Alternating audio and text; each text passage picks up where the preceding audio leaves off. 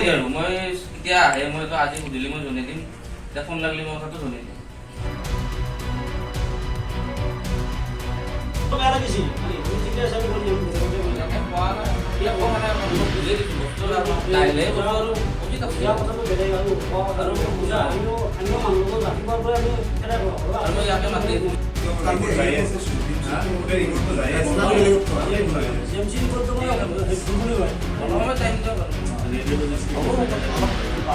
মানে যোৱা 28 তাৰিখে মোৰ খুৰা হয় এখেতৰ সাধাৰণ পেটৰ বিষ হোৱাৰ কাৰণে আমি ইয়াতে পৰীক্ষা কৰিবলৈ আনিলোঁ, মানে এপেণ্ডিক্সৰ কাৰণে পৰীক্ষা কৰিবলৈ আনিলোঁ।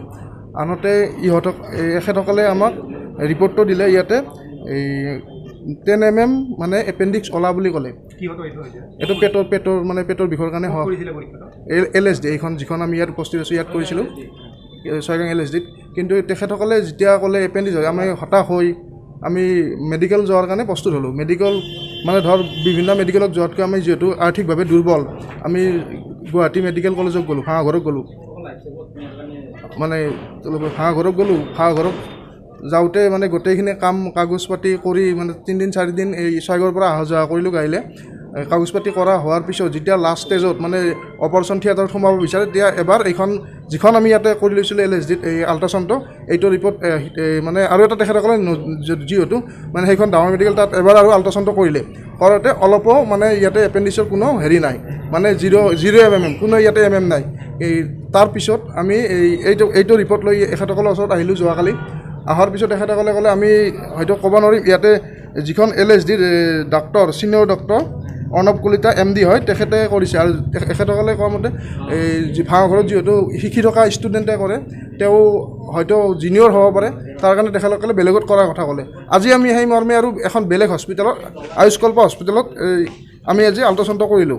কিন্তু আল্ট্ৰাচাউণ্ডত GMC ৰিপৰ্ট যিটো ভাঙাঘৰৰ ৰিপৰ্ট আৰু ইয়াৰ ৰিপৰ্টটো ছেম একে ওলাল। এই ক্ষেত্ৰত এটাই কথা ক'ব বিচাৰিছোঁ যে LSD 6 গাঁৱৰ এইখন আচলতে গৰিহণাৰ যোগ্য, এইকাৰণে যে এওঁলোকে ৰোগীৰ লগত হেতালি খেলাৰ দৰে খেলিছে আৰু দুখীয়া মানুহৰ আচলতে এওঁলোকে যে মানে কাঢ়ি খায়, এই কথাটো একদম হুবহু প্ৰমাণ হৈছে।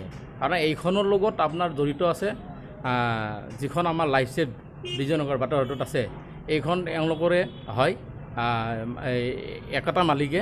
আৰু তেওঁলোকে সেইদিনাখন যেদিকে আল্ট্ৰাচাউণ্ড কৰি এটা ৰিপৰ্ট পালে যে 10 mm এপেণ্ডিক্স হ'ব বুলি ক'লে, আৰু তেওঁলোকে লগালগ কৈছিল যে আমাৰ তাতে অপাৰেশ্যনটো কৰিব পাৰিব, লাইফ ছেভত লৈ যাব বিচাৰিছিলে। তেওঁলোকৰ য'ত নেকি এম্বুলেঞ্চ পৰ্যন্ত আছে বোলে তেওঁলোকে লৈ যাব পাৰে আৰু ব্যৱস্থা কৰা। কিন্তু মানুহজন অতি গৰীব আছিল, যাৰ কাৰণে তেওঁলোকে যাবলৈ মানে মান্তি হোৱা নাছিল। তাৰে কিছুদিন পিছত তেওঁলোকে মোৰ ওচৰত আহিছিল। আহোঁতে মই ক'লোঁ যে এইটো এনেকৈ তাত নালাগে, এপেণ্ডিক্স যিদিকে হৈছে আমি ভাঙাঘৰত হেৰি কৰা GMCত, তাতে আমি যোগাযোগ কৰি হেৰি কৰোঁ। সেইমতে আমি ভাঙাঘৰত মই এনেকৈ পঠাই দিলোঁ। যি তেওঁলোকে 3 দিনমান গৈ তাত গোটেইখিনি চালে, ব্লাড টেষ্ট কৰিলে যোৱাকালি, কৰি অতীত সোমাইছে এওঁক অতীত সোমাওঁতে অতিৰ পৰা ওলাই দিছে যে পেচেণ্টজন আচলতে একো নাই, এপেণ্ডিক্স নাই। এইটো এনেকুৱা ইমান ডাঙৰ এটা ঘটনা, য'ত গৰু ছাগলী বিক্ৰী কৰি তেওঁলোকৰ পইচা সামৰ্থ্য নোহোৱাৰ কাৰণে যে ঘৰৰ যি বস্তু আছে গোটেইখিনি বিক্ৰী কৰি তেওঁলোকে GMCলৈ যাব লগা বাধ্য হৈছিল। আৰু তাত আপোনালোকে বৰ্তমান গম পাইছে যে গুৱাহাটী মেডিকেল কলেজতো ব্লাডৰ যিবিলাক টেষ্ট বা যিকোনো পৰীক্ষাত অলপ চলপ পইচা নহয়, আজিকালি সাংঘাতিকভাৱে পইচাৰ পৰিমাণটো বাঢ়ি গৈছে। আৰু 2 নম্বৰ কথা হৈছে কি যে এই ক্ষেত্ৰত মই এটাই ক'ব বিচাৰিছোঁ প্ৰশাসনক, যে আমাৰ যি মেডিকেল প্ৰশাসন আছে তেওঁলোকে আহি এই চেণ্টাৰটো এবাৰ ভিজিট কৰিব লাগে, এওঁলোকৰ মেচিনসমূহ চাব লাগে। কাৰণ এওঁলোকৰ মতে যে ভাঙাঘৰৰ মেচিনে মানে ডুপ্লিকেট, কাম নাই। তাত হাজাৰ হাজাৰ লোকে যিহেতুকে চাই থাকে GMCত, গতিকে GMCৰ দৰে এটা ডাঙৰ এনেকুৱা এটা অনুষ্ঠানক তেওঁলোকে এই LSDৰ দৰে এটা সৰু এটা অনুষ্ঠানে যেতিয়া তাৰে মেচিনে ভুৱা বুলি ক'ব বিচাৰে, এইটোক আচলতে আমি গ্ৰহণযোগ্য মানে একেবাৰে এওঁলোকক মানে ক'বলৈ ভাষা নাই আৰু এওঁলোকক বেয়াকৈ যে আমি তাৰপিছত আৰু এটা আমি প্ৰমাণ কৰি চালোঁ যে ইয়াতে আৰু বেলেগত কৰি চাব দিছিল এওঁলোকে পৰীক্ষাটো। আৰু আল্ট্ৰাচাউণ্ড এটা আমি আজি ৰাতিপুৱা আয়ুষ্কল্প বুলি 6 গাঁৱত তাত কৰিলোঁ। তাত একেটা ৰিপৰ্টে GMC আৰু আয়ুষ্কল্পৰ এটা ৰিপৰ্টে ওলাইছে, কোনো ধৰণৰ মানে এপেণ্ডিক্সৰ হেৰি নাই।